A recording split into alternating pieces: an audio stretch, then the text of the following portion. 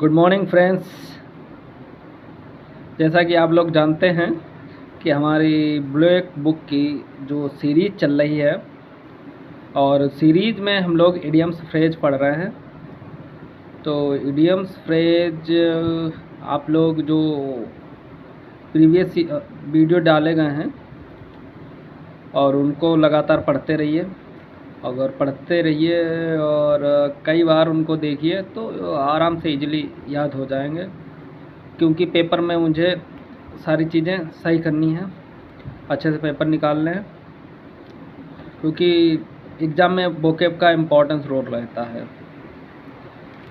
चलिए स्टार्ट करते हैं। कल हम लोगों ने 150 तक पढ़ लिए थे, आज 151 से पढ़ेंगे। अज्यूमियर, अज्यूमियर का मतलब होता है प्रिटेंड सुपेरिटी। प्रिटेंड सुपेरिटी मतलब होता है बनावटी कह सकते हैं, या दिखावा कह सकते हैं, या फिर श्रेष्ठता का बखान कह सकते हैं। At a loss, unable to decide, निर्णय लेने में सक्षम ना हो। एट स्ट्रेच, कंटिन्यूसली, ये क्या होता है? एट स्ट्रेच का मतलब होता है कंटिन्यूसली, कंटिन्यूसली लगातार। एट एनी कॉस्ट, किसी भी कीमत पर, किसी भी परिस्थितियों में, या फिर किसी भी under any circumstances. At beck and call, at beck and call का मतलब होता है एट हीज डिस्पोजल, या फिर to be dominated by someone, या फिर कह सकते हैं इशारे पर नाचने वाला कोई भी पर्सन। एट डेगर ड्रॉन क्या होता है? हॉस्टाइल या फिर enemies. At each other throat, arguably angrily, क्या होता है? गुस्से में बहस करना। एट लार्ज होता है एक क्रिमिनल स्केप और नॉट कैप्चर्ड, भागा हुआ अपराधी। एट लॉगर सेड होता है conflict with someone, to disgrace या फिर डिसएग्री, असहमति का कारण। एट लॉस इंड कहता होता है अनसर्टेन सिचुएशन, अनिश्चित स्थिति में। At one's wits end, at to be puzzle, या फिर कह सकते हैं not knowing what to do, या फिर कह सकते हैं क्विट परप्लेक्स या overwhelm with problems. At random का मतलब होता है इन अ रैंडम मैनर, या कह सकते हैं अनियमित तरीके से। एट सी क्या होता है? पजल, खो जाना। एट लॉस या कंफ्यूज्ड। एट शॉर्ट नोटिस होता है वाइल विद क्या कह सकते हैं विद लिटिल वार्निंग और time for preparation. At six and seven का मतलब होता है इन डिसऑर्डर और कन्फ्यूजन। एट नेल्स पेस क्या होता है? टू समथिंग वेरी स्लोली, यानी बहुत धीरे धीरे से,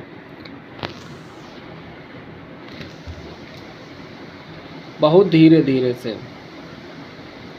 एट समबडी एक्सपेंसेस क्या होता है? पेड बाई समवन, क्या होता है? Paid by someone. At stake होता है इन डेंजर, खतरे में होना। At the drop of hat, इसका मतलब होता है विदाउट एनी हेजिटेशन, बिना किसी समस्या के, कह सकते हैं इंस्टेंटली या without having plan beforehand. इसकी हिंदी देख लेते हैं, क्या लिखा? तुरंत। At the 11th hour, at the very last moment, at the अंत में कह सकते हैं। At the top of your lungs, extremely loudly होता है।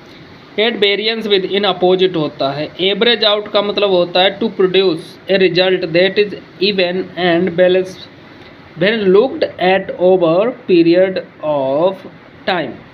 इसकी हिंदी देख लेते हैं, संतुलित होना, इसका मतलब होता है संतुलित होना। Baby in the boots, baby in the boots कह सकते हैं, बेबी इन द बूट्स कहते हैं young and defenceless person.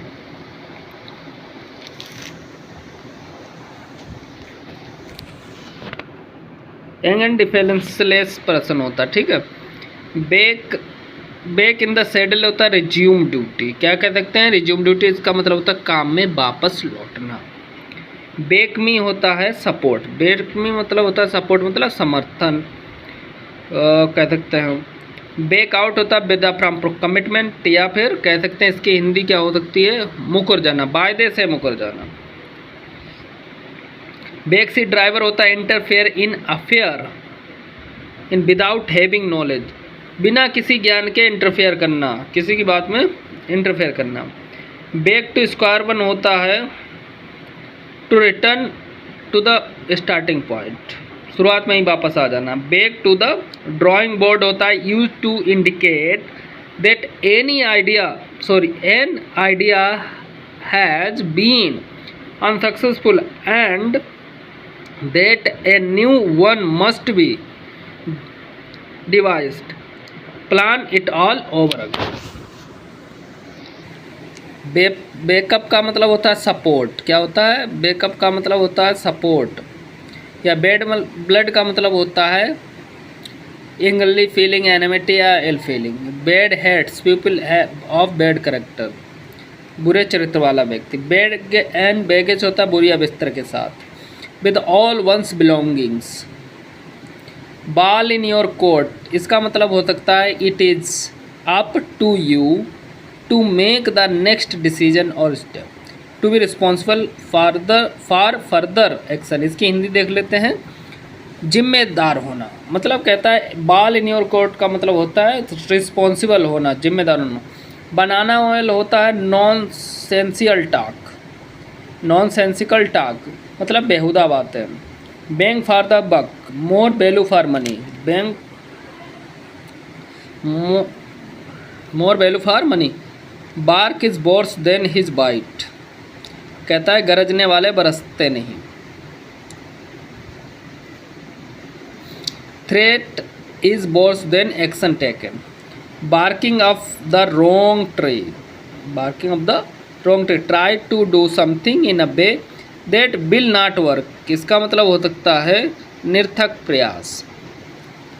Baton down the हैचेज का मतलब प्रिपेयर फॉर डिफिकल्ट सिचुएशन, कठिन परिस्थितियों के लिए तैयार रहना। Be a dab hand at something, और इसका मतलब होता है skilled in a particular area, यहाँ पे कह सकते हैं किसी विशेष क्षेत्र में कुशलता। बी अ डेड मीट, क्या मतलब होता है टू बी सीरियस ट्रबल, एक सीरियस समस्या हो सकती है, जटिल समस्या कह सकते हैं। Be all ears, listen attentively, या कह सकते हैं to be ready to eager to listen, सुनने के लिए तैयार रहना। Be all want to make no difference. Be an old hat, we outdated मतलब पुरानी या एनिशियंट कह सकते हैं। Be at loss for words, not know what to से, मुझे समझ में नहीं आया वो क्या कहना चाहता है। Be behind the times, old fashion यानी पुराने फैशन वाला। Be born with the silver spoon in the mouth. Be born in rich family, या कह सकते हैं अब बहुत बड़ी फैमिली में पैदा होना जिसके पास पहले से इतना सारा धन हो। Be down with suffering from, परेशान होना। Be glad to see back of, इसका मतलब होगा be happy when a person leaves. इसकी हिंदी देख लेते हैं, व्यक्ति के जाने से खुश हो जाना। तो ये हमारे 200 वर्ड कंप्लीट हो गए हैं। तो ये वीडियो कैसा लगा? अगर अच्छा लगा तो लाइक शेयर और सब्सक्राइब करना ना भूलें। Thank you.